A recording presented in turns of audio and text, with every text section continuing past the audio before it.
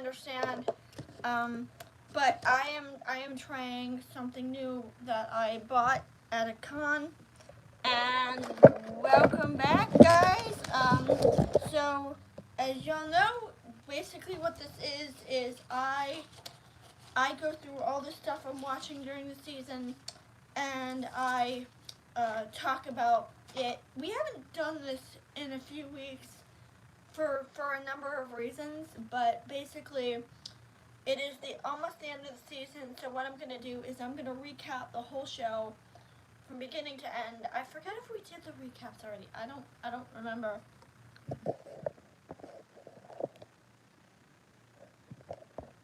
I don't remember if we did the recaps already. Sorry. So here's my purse. I have these in not a mug right now because this is left over from a con, and I was using this to transport. I didn't want to take the mug because I was afraid if I took the mug, then the mug would not survive the journey. So basically, these are all the shows I'm watching during the season right here, and I am going to go through all of them. Basically, starting with Jigoku Raku. I dropped this show. I mean, I've kind of been watching it on and off, but the basic gist of this show, it's supposed to be that the main character, Gabimaru, is sentenced to, is going to be executed, but he can't be executed because for whatever reason he's immortal. And he's basically told that if you find the elixir of life, you will be pardoned. He's sent to this island with a bunch of other prisoners. I thought this show was going to be like a battle royale between a bunch of prisoners who are out fighting for the elixir of life. But no, it is a show about people fighting monsters, the island creatures, and that is it. That is the entire plot. They are fighting island creatures, which slaughter them. It's not interesting. It's you think it would be, but no. Like it's very boring, especially because the creatures are twice as powerful as they are. So 9 times out of 10 they just slaughter them. So it's basically a backwoods slasher, which I vehemently hate. So I'm sorry this show is going up. I don't like it. I think it's very bland. The art is decent, but the show itself is very, very uninteresting to me, so we're just putting that in the trash can. Yusha Shinda. The gist of the show is that the main character, Toka, is a farmer, and he is recruited,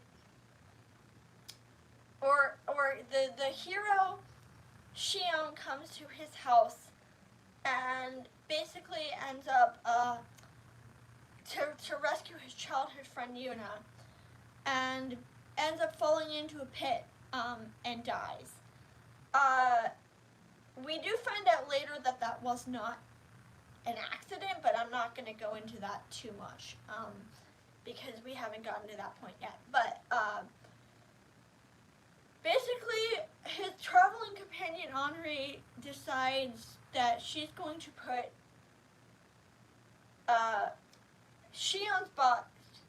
she's going to put Toka's soul into Shion's body, but the trick is that Shion's body is decaying, so he needs to constantly maintain his mana. And basically to maintain his mana, there are a lot of things he can do. He can take potions, or he can have girls pee on it. It's very lewd, but I like that. I like that this show is very, very in your face with its lewdness. Also, they go through, they fight a cult member, and now they're trying to find out who uh, who is controlling a bunch of zombies that so they put his soul into the body of his childhood friend, and now they've separated them. He's gone back into his own body. I know it seems kind of confusing, but it actually makes a lot of sense in context. I think this show is hilarious. I don't understand why people don't like it, especially since so many of y'all like Konosuba.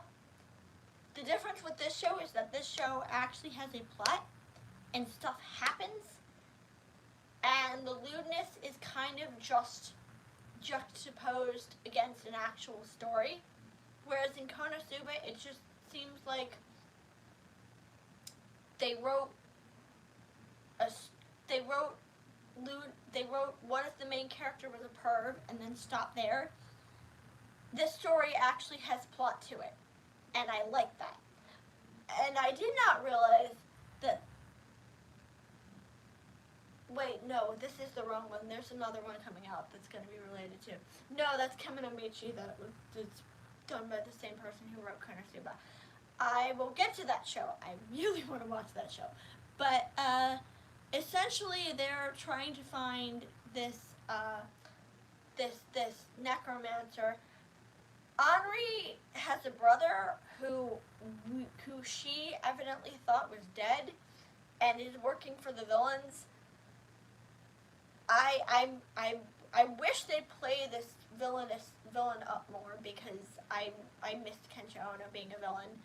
But yeah, so she has a brother, and that's where we're at right now. I don't know how many episodes this is going to be. I have a feeling this is going to be more than 12 episodes, because there's no way to fit this plot. It feels like it's only halfway done.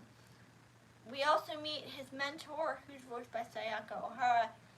And a lot of these designs feel like they were done by the person who did Fairy Tail. I don't think they were, but they genuinely feel that way. But the opening slaps, and it's stuck in my head right now. So the next one is Tenkoku Daimyuku, or Heavenly Delusion. So the gist of Heavenly Delusion is that the two main characters, Kiriko and Maru, are traveling through this abandoned wreck city, and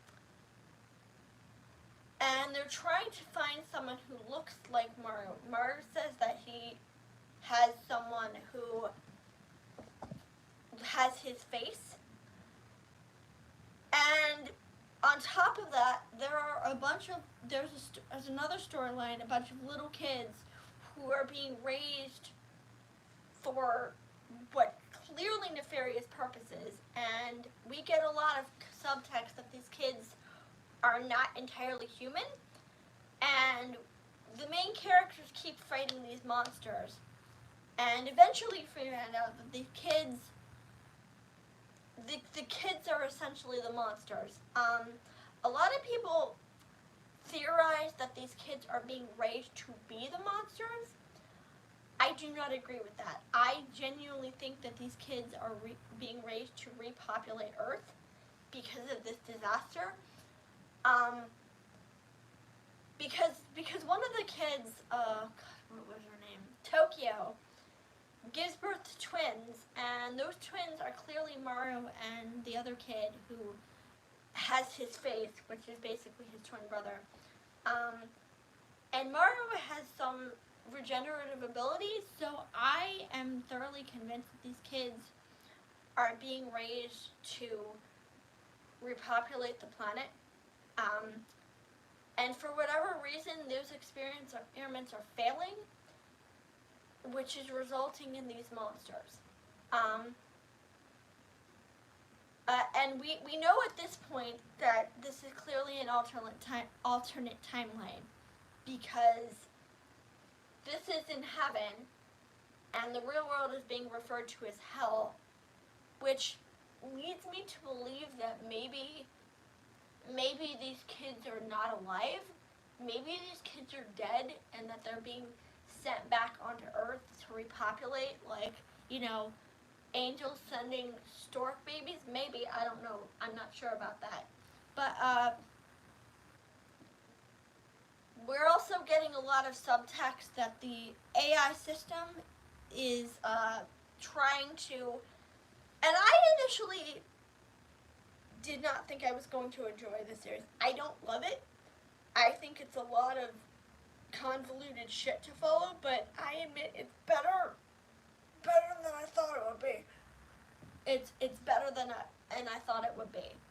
It's not the greatest thing ever, but I do enjoy it somewhat. I would give it like a middling 7. It's pretty good.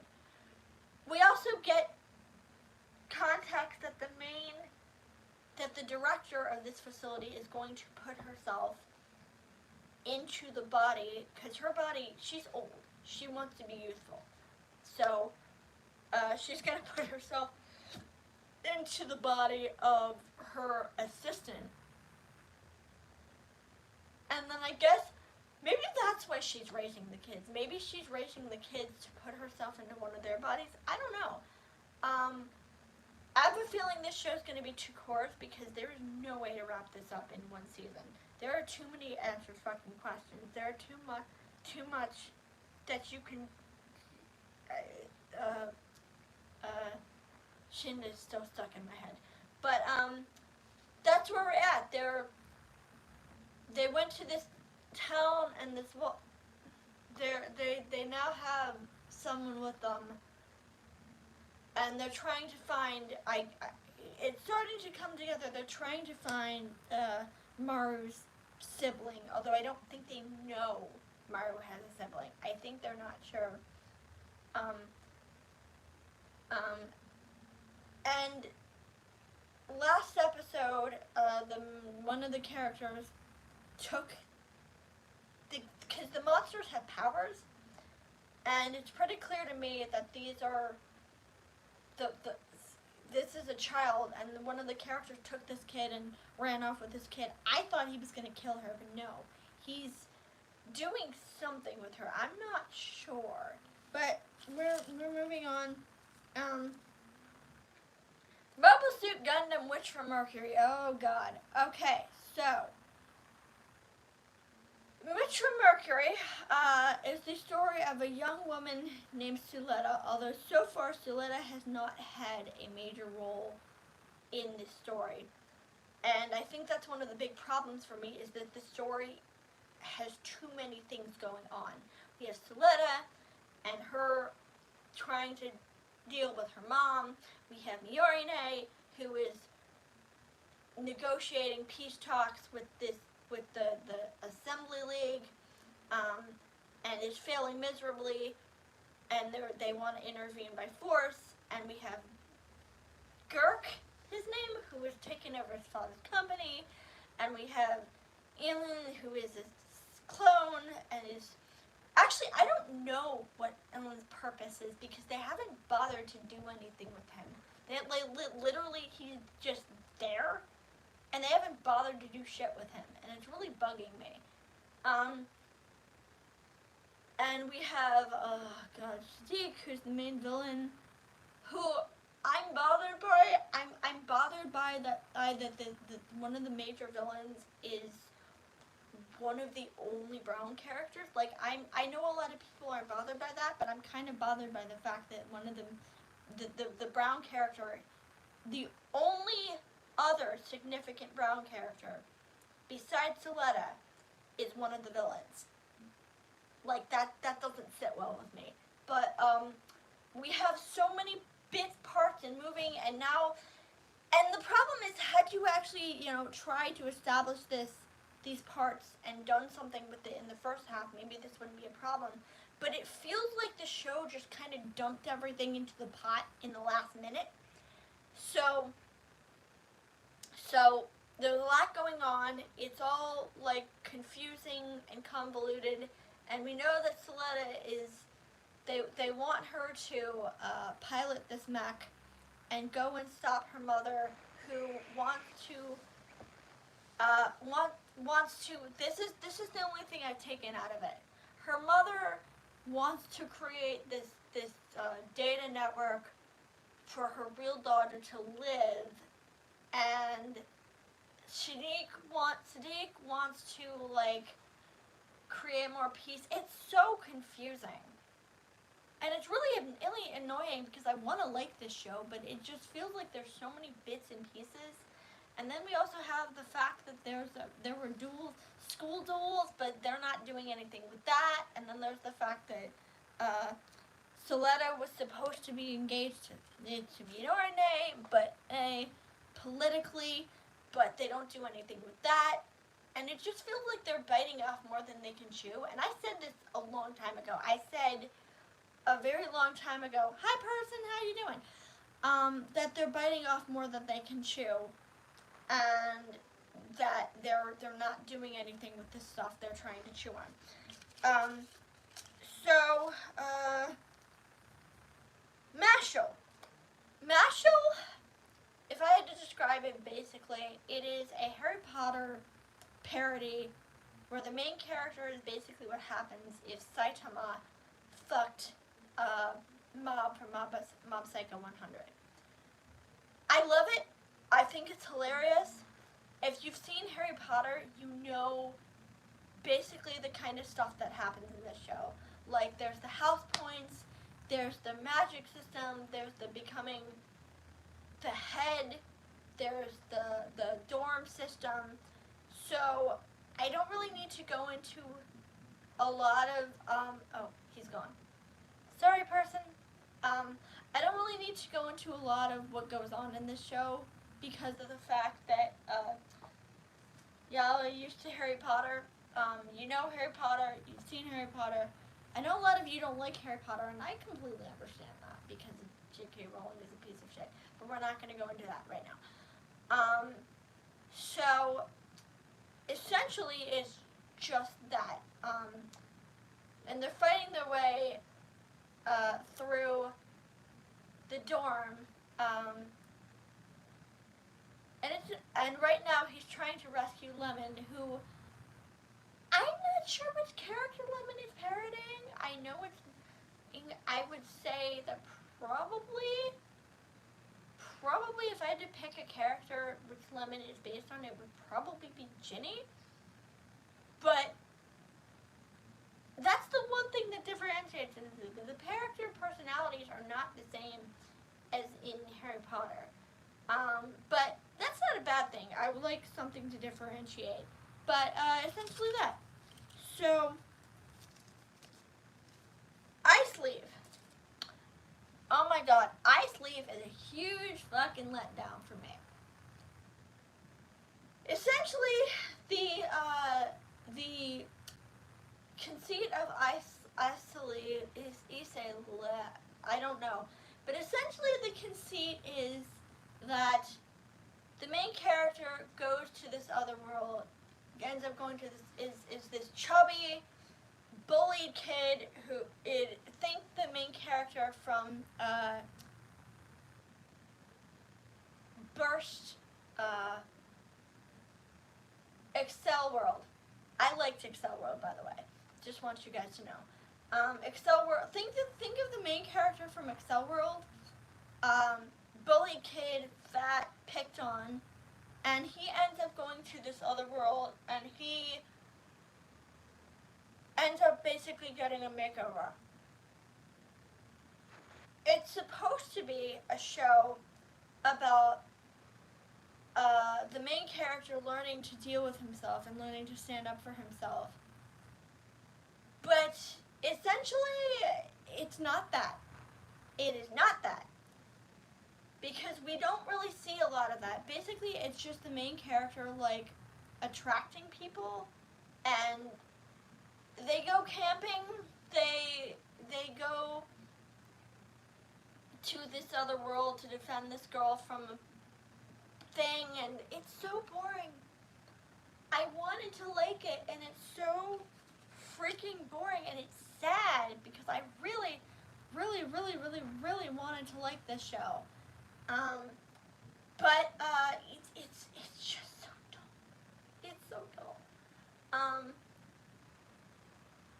And I don't know why it's not in here, but the other one I'm watching, I'm still kind of watching Dead Mount Death Play, even though I'm growing extremely annoyed by it because nothing has really happened. So, Dead Mount Death Play is the story of a kid named Polka who was originally, I'm not even sure, like this jar of pink, I guess. And he gets reincarnated into the body of this kid named Polka who has mob connections, and he ends up meeting this girl who is a psychopath, and he heals her so that she now has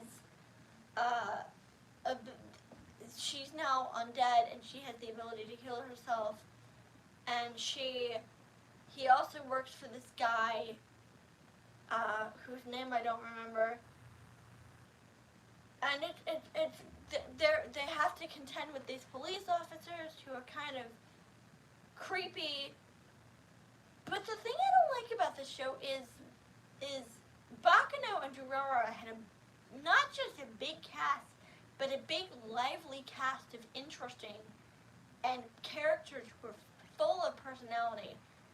And the main character in this show is just so deadpan, and it bugs the hell out of me because I don't like deadpan characters anyway. That's the same reason I didn't like Classroom of the Elite. I don't like monotone characters. I don't like whose characters, whose whole personality is just this. It bores me, and I think people don't understand and that you can do that type of character, but you still have to give them a personality. But so essentially, it's a good show buried under a bunch of, I don't know, something's not clicking for me. Something is just not clicking for me with this show. And it's sad because I really want to like it. I really want to enjoy this show, but I guess it's just, it feels like Narita is holding back. It feels like Narita is subduing himself on purpose. Not sure why. Not sure what the reason is for him to do that. Maybe he just feels like his last two shows were just too loud. I don't know, but that's what made them good. That's what made them entertaining, is that they were loud and boisterous and filled with big, personality-filled characters. And none of the characters in the show are like that. I mean, maybe the girl, but also nothing has really happened in the show.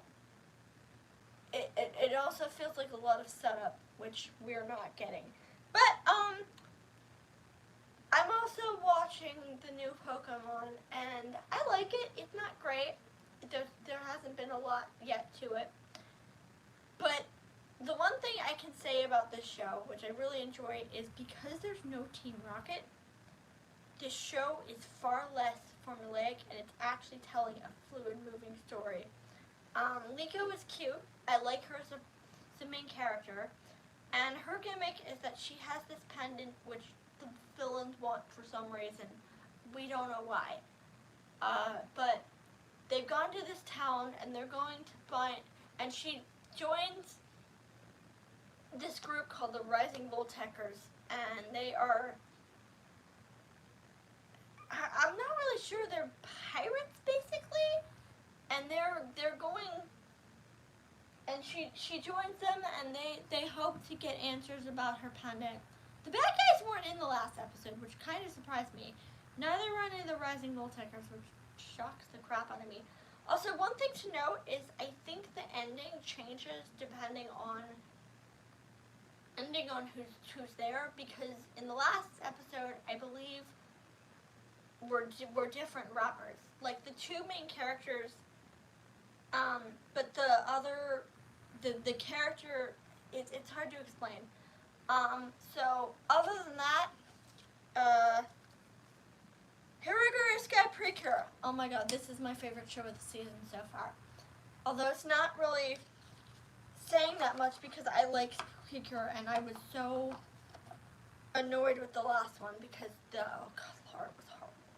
Laura was horrible. So, essentially the main character, Sora, comes from a different world, and she ends up in Skyland, and she's given the power of Precure. And one of the things I like about this show is in most of these shoujos, the main character has no idea how to use the powers, and they are just flailing, and they're like, I don't know what to do with this, and they have to be taught. But she just kind of knows. Like, I actually find that kind of funny that the characters just kind of know how it works. Like, we're so far into the Precure franchise that they just all know how to use their powers. I don't know whether to laugh at this or be like, why? But she Cure Sky is Sora. Cure Prism is Mashiro, who is her friend who she meets. Obviously, the gimmick of this series is the first male Precure, who is a bird. I'm not being figurative. He's literally a bird. Cure Wing is literally, which is kind of funny because his name is Cure Wing, but he's super cute. Yeah, obviously. I saw Ayumi's name in the credits and I was like, ooh, I'm going to watch this no matter what. But that is definitely a plus. But Cure Butterfly is the last one, and she's actually my favorite of the four. I like Tsubasa, he's cute. But Ageha is my favorite of the four because she's just this adorable ball of spunky energy. And she's the first adult Precure, which I think is kind of interesting because I don't think they've ever done that before. They have a male and an adult. So they're fighting this group, this kingdom, and we had the hippo. The hippo was great, and now we have a pretty boy. So the pretty boy hasn't actually made any effort to steal the baby. So I get the feeling that unlike the hippo who wanted the princess, he just kind of wants to attack them just for the spite of it. And I think that's kind of neat that each villain gets their own gimmick. We also meet Sora's childhood friend, who everybody is convinced, and I am too, is the villain. Not because it's telegraphed, but because she's in the intro, and we haven't seen her since the couple episodes, and we heard someone talking to the hippo, and it sounded suspiciously like Sora's childhood hero when we meet her. So I'm convinced that this is Sora's childhood hero is the villain. This show is such an improvement over the last one. Oh my god, it is so much better. It is so much more fun. I like the cast. I think they're super cute. I don't know who Cure. Also, the ending is adorable and fun, and I like that the opening updated to include all of the main characters. Like every single time we met a new Precure, or every single time one of the new Cures got their powers, they would add them to the opening. So first it was just Sora and Mashiro, and then they added Tsubasa, and now they added Ageha to the opening, and the graphics update. So yeah, that is it for this week. I might stop doing this as a live stream and go back to doing it as a regular video because I'm not getting any traction as a live stream. But it depends on how I'm feeling. Also, I want these videos to be a little bit longer, so I'm hoping people engage. But that is it for now. And I will see you next week.